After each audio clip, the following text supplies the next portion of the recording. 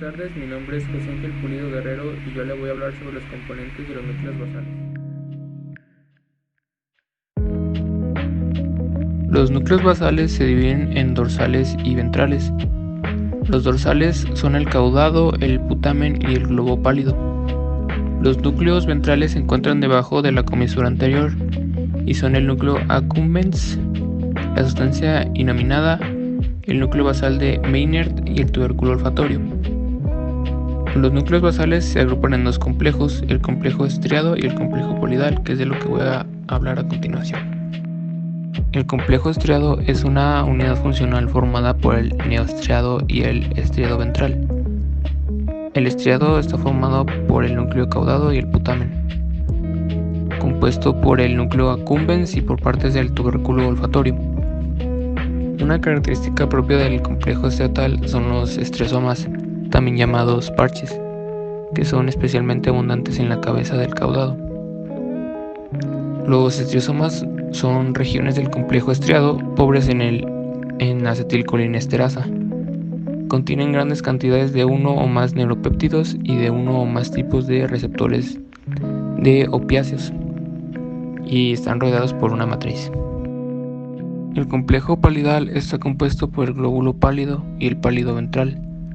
El complejo palidal contiene principalmente neuronas GABAérgicas con altas tasas de actividad espontánea, por lo que inhiben sus dianas de forma tóxica. El globo pálido está dividido en los segmentos medial y lateral por una lámina de sustancia blanca. La división medial participa en la vía directa de los núcleos basales y se proyecta principalmente al tálamo, fibras palidotalámicas. Estas fibras salen por dos haces, el asa lenticular y el fascículo lenticular. Luego, la división lateral consta del segmento externo del globo pálido externo y el pálido ventral. Interviene en la vía indirecta de los núcleos basales. El núcleo subtalámico es un grupo de células con forma de lente que constituye la mayor parte del subtálamo. Se encuentra por debajo de la zona inserta y rostral con respecto a la sustancia negra. Recibe proyecciones del globo pálido externo, del córtex cerebral, del complejo de la sustancia negra y de la formación reticular pontina parabraquial. El núcleo subtalámico envía proyecciones a las dos divisiones del pálido y a la sustancia negra, y estas conexiones son parte esencial de la vía indirecta que interviene en el funcionamiento de los núcleos basales. El complejo de la sustancia negra está compuesto por la sustancia negra y el área tegmental ventral. La sustancia negra se divide en una porción celularmente densa y en otra reticular. El complejo de la sustancia negra recibe fibras corticales, subtalámicas y pedunculopectinas. La porción reticular de la sustancia negra se encuentra en el borde medial de las fibras corticofugales descendentes que forman el pie peduncular.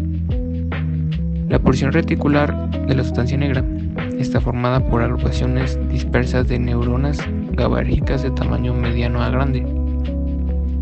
Después, la porción compacta de la sustancia negra contiene un gran número de células con neuromelanina, cuyo color oscuro da nombre al núcleo sustancia negra. Las principales referencias proceden a los complejos estriado y palidal. Y estos dos, la porción reticular y la porción compacta de la sustancia negra, están interconectadas. Los núcleos de la región de la formación reticular pontina parabraquial están íntimamente conectados con todas las porciones de los núcleos basales y sus núcleos asociados. Asimismo, los núcleos pontinos parabraquiales están conectados con centros motores del tronco del encéfalo, que se proyectan a la médula por vías medulares descendentes. De esta forma, estos núcleos actúan como vía aferente para los núcleos basales. Por último, los núcleos basales ventrales. Las vías de estos son similares a las de los núcleos basales dorsales. Se originan en el alocórtex y con el córtex prefrontal, orbitario y medial. Las diferentes regiones de cada núcleo de estas vías están conectadas entre sí.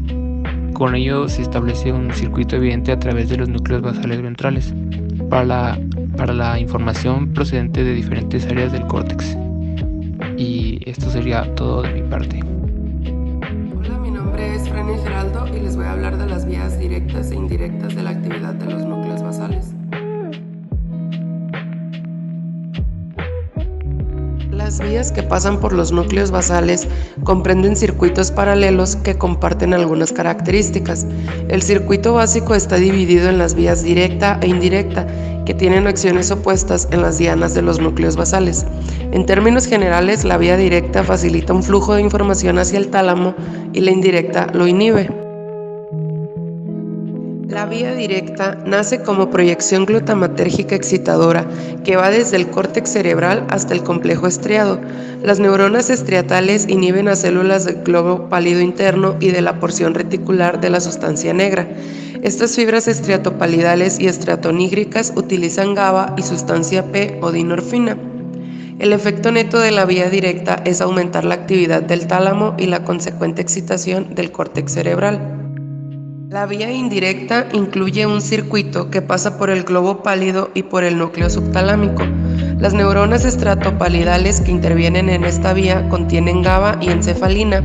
El efecto neto de la vía indirecta es reducir la actividad del tálamo y la consecuente disminución de la actividad del córtex cerebral. Hola, yo les voy a hablar sobre los circuitos paralelos para el flujo de información a través de los núcleos basales.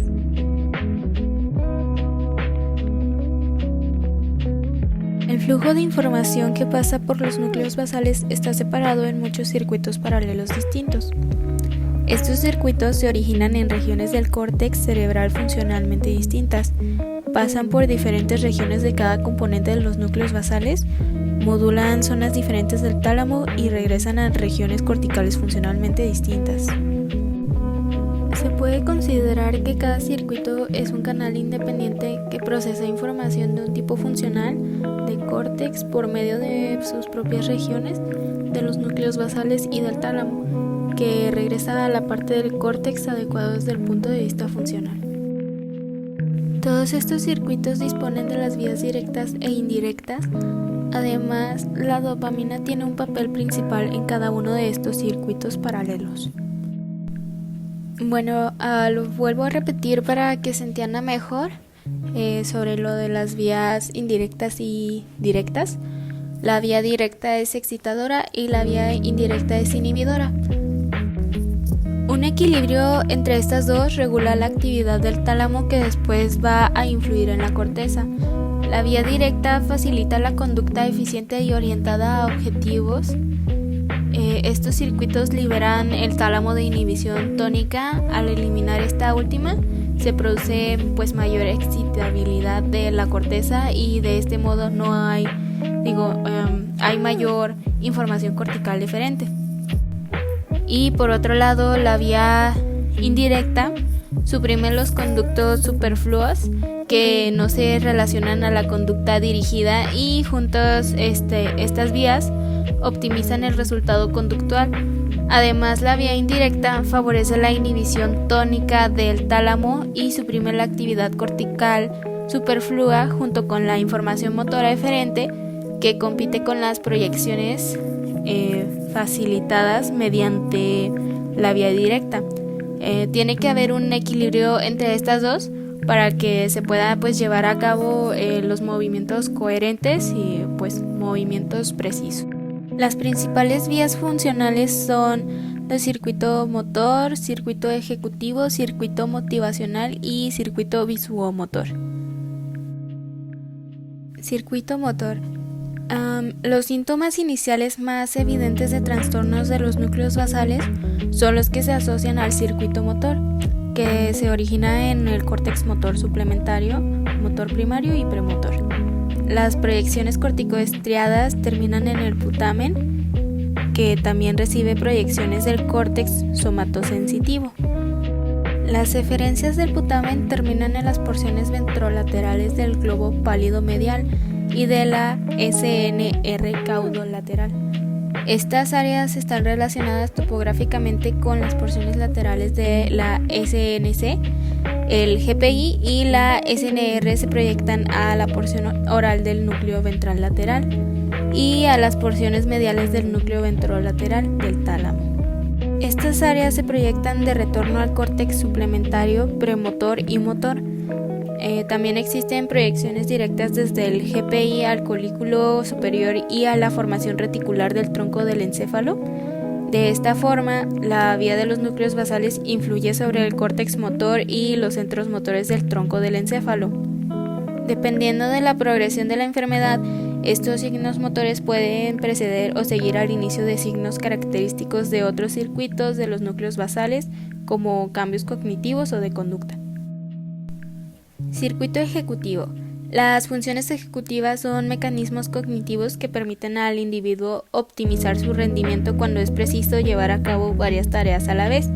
Se trata de funciones como el aprendizaje de tareas nuevas, también la discriminación entre información relevante e irrelevante y determinadas funciones de memoria. Estas facultades indican que este circuito ayuda al reconocimiento de un contexto conductual y a la modulación de la actividad cortical adecuada para ese contexto. Este circuito se origina en el córtex prefrontal dorsolateral y parietal posterior, que se proyecta a la cabeza y la porción dorsolateral del núcleo caudado. Este circuito también envía proyecciones a los centros motores del tronco del encéfalo. La interrupción de estos circuitos produce déficit cognitivo que se observa en pacientes con enfermedades de los núcleos basales. Circuito motivacional. Estos incluyen aspectos como el impulso, el placer, el desear y la emoción. Las investigaciones han hecho hincapié en la importancia de los núcleos basales en estas funciones. Se ha estudiado exhaustivamente la vía de la dopamina de los núcleos basales ventrales, especialmente en lo que respecta a su relación con enfermedades como la esquizofrenia. Este circuito cuenta con un grupo diverso de regiones telencefálicas como el córtex orbitofrontal lateral, el córtex singular anterior, el córtex prefrontal medial, la amígdala y el hipocampo. Estas se proyectan a las porciones rostromediales del GPI, núcleo accumbens, área tegmental ventral, área preóptica lateral y mesencéfalo caudal. Los tratamientos dirigidos al sistema dopaminérgico del circuito motivacional han logrado reducir la esquizofrenia y la demencia y mejorías en pacientes con enfermedades afectivas y emocionales. Circuito visuomotor. Algunas funciones visuales y movimientos oculares se modulan a través de los núcleos basales. Este circuito se inicia en las porciones visuales del córtex temporal y en los campos oculares frontales. Se proyectan en el cuerpo y la cola del núcleo caudado y después a las porciones caudodorsomediales del GPI y en las porciones ventrolaterales de la SNR. Las zonas talámicas que se relacionan con este circuito son las porciones magnocelulares del núcleo VA y porciones de la región parvocelular del núcleo DM del tálamo. Buen día, mi nombre es Alexa Michelle Ortiz Ibarra y voy a hablar un poco del tema de disfunción de los núcleos basales. Las funciones de los núcleos basales son las que se asocian a los sistemas motores. El somatomotor, también conocido como circuito motor, y el visuomotor, también conocido como circuito oculomotor. Las lesiones de los núcleos basales producen cambios significativos en la función motora del paciente. Independientemente del mecanismo de alteración nuclear basal, el lugar de la lesión es la que determina las consecuencias clínicas. Y bueno, hablándolo en términos generales, los movimientos pueden disminuir, que son los trastornos hipocinéticos, o pueden aumentar, que son los movimientos hipercinéticos. Hay dos tipos de trastornos hipocinéticos principales que se observan en pacientes con trastornos en los núcleos basales, que serían la acinesia y la bradicinesia. La acinesia es una alteración del inicio del movimiento. La bradicinesia es una reducción de la velocidad y de la amplitud del movimiento. Los trastornos, la acinesia y la bradicinesia, son característicos de los pacientes con enfermedad de Parkinson. La acinesia es la alteración de la capacidad de iniciar movimientos voluntarios. Se puede ver a la interrupción de la capacidad de planificar o de conducir el movimiento hacia una posición determinada. La bradicinesia, por el otro lado, es la reducción de la velocidad y de la amplitud de los movimientos. Esto se debe a la interrupción del equilibrio entre los flujos de salida de las vías directa e indirecta que van al tálamo. Los trastornos hipercinéticos son los que se caracterizan por un movimiento aumentado o involuntario. Estos serían el balismo, la corea y la atetosia. La mayor parte del tiempo el balismo se presenta como hemibalismo porque se da de un solo lado. El balismo consiste en movimientos de lanzamiento también conocidos como balísticos, de ahí su nombre, que son incontrolados de una extremidad. Generalmente es en las extremidades superiores, pero también puede afectar o también puede darse el caso de que afecte en las extremidades inferiores. La corea consiste en movimientos involuntarios que son irregulares y son rápidos. Esto asimila como que el paciente está bailando. Este fluye aleatoriamente de una región del cuerpo a otra, incluye los músculos bucales, faciales y apendiculares. La corea es característica de trastornos como la enfermedad de Huntington y la disinercia tardía, pero también puede aparecer como un efecto secundario del tratamiento en la enfermedad de Parkinson. La atetosis consiste en el contorsionado continuo de las porciones distales de una o más extremidades. Se suele manifestar como movimientos lentos, sinuosos y reptantes, más evidentes en las extremidades superiores y en las manos. En la cara también, aunque se puede ver afectado cualquier grupo de músculos. Mi nombre es Paulina Sánchez Chaides y hoy les voy a hablar acerca de la etiología de los trastornos relacionados con los núcleos basales.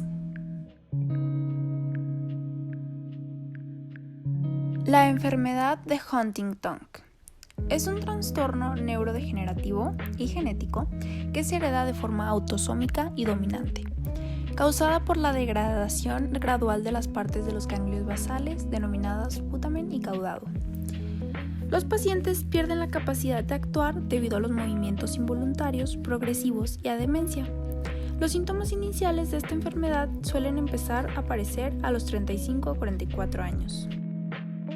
Se sabe que esta enfermedad se debe a una mutación en el gen HTT localizado en el brazo corto del cromosoma 4 y que codifica la proteína huntingtina. El gen HTT contiene docenas de copias de la secuencia CAG, citosina, adenina y guanina, en el ADN, que codifica el glutamato. Los pacientes con más repeticiones presentan formas más graves de la enfermedad, con un inicio más precoz, por lo que estas repeticiones de CAG ocasionan la expansión del número de residuos de glutamato en la proteína huntingtina traducida. En esta diapositiva nos centraremos en los principales síntomas de la enfermedad de Huntington, ya que esta le impide a los pacientes caminar, hablar, comer, pensar y razonar. En sus fases iniciales, la enfermedad se caracteriza por distracción, irritabilidad, depresión, torpeza y caídas repentinas. Entre otros síntomas encontramos la ansiedad, depresión, cambios de humor e incluso aislamiento social. También empezamos a encontrar movimientos involuntarios y las funciones cognitivas y el habla se deterioran progresivamente. En las siguientes fases de la enfermedad se caracterizan por una demencia intensa. Y una característica llamativa es la pérdida de la memoria progresiva, que esta se refiere a la dificultad para integrar recuerdos recientes en información útil para planificar los movimientos. El Parkinson es un trastorno debilitante y progresivo, y la segunda enfermedad neurodegenerativa más frecuente después del Alzheimer. Los principales signos y síntomas de esta enfermedad se presentan de los 45 a los 65 años. Y estos los veremos en la siguiente diapositiva. En sí, la enfermedad del Parkinson puede ser hereditaria, pero se desconoce la causa específica y para eso se ha propuesto una amplia gama de posibilidades, entre las cuales se encuentra excitotoxicidad, estrés oxidativo, un funcionamiento defectuoso de las mitocondrias y exposición reciente o remota a alguna toxina. Este trastorno se caracteriza por el inicio progresivo de trastornos afectivos y del movimiento, entre los cuales se pueden encontrar anomalías del movimiento como temblor en reposo, rigidez en rueda dentada, asinesia, bradicinesia y trastornos de los movimientos oculares y pérdida de los reflejos posturales. Otros síntomas iniciales pueden consistir en una marcha asimétrica o en una cierta torpeza de una mano o una disminución del parpadeo, y una reducción o pérdida del balanceo de los brazos al caminar. Entre otros síntomas puede ser el aumento de la salivación, temblor de las extremidades, rigidez, lentitud de movimientos, pérdida del equilibrio y una alteración de los reflejos posturales ya mencionados. La enfermedad de Wilson, o también conocida como la degeneración hepatolenticular. Este es un trastorno del movimiento que guarda relación con los núcleos basales. Se hereda de forma autosómica recesiva y se debe a una mutación en el gen ATP7B en el brazo del cromosoma 13, que codifica una proteína transportadora de cobre. Los primeros signos y síntomas aparecen entre los 11 y los 25 años.